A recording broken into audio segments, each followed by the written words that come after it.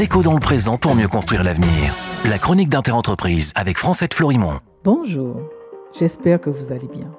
Nous poursuivons cette semaine encore une mise en perspective instructive du rapport de mai 2022 de l'Inspection générale des finances sur le prix du carburant et du gaz aux Antilles et en Guyane, sorti de l'oubli grâce à la ténacité des députés guyanais David Riemann et Jean-Victor Castor. En cette période de manifestation contre la vie chère, savoir précisément ce que coûte aux Antillo-Guyanais ce monopole organisé a du sens.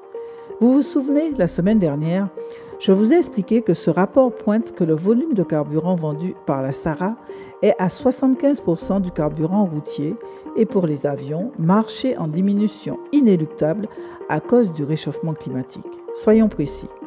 Le carburant routier sera percuté par l'électrification des parcs automobiles. Concernant les ventes de kérosène pour les avions par la SARA, elles ont augmenté cette dernière année de 216% parce que les normes pour ces carburants ont changé et parce que la SARA a beaucoup augmenté ses tarifs.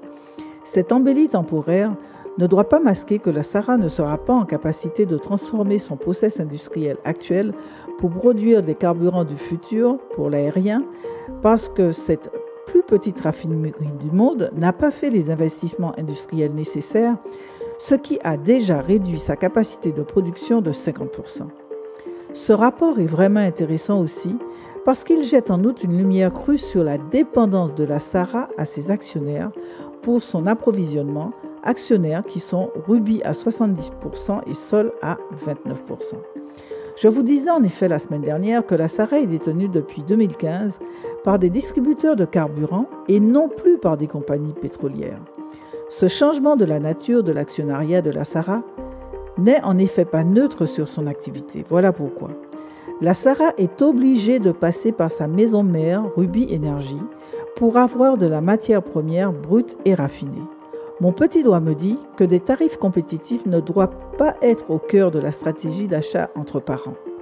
Les inspecteurs parlent, eux, je cite, de risque de surfacturation ou de sous-efficience du fournisseur. Fin de citation.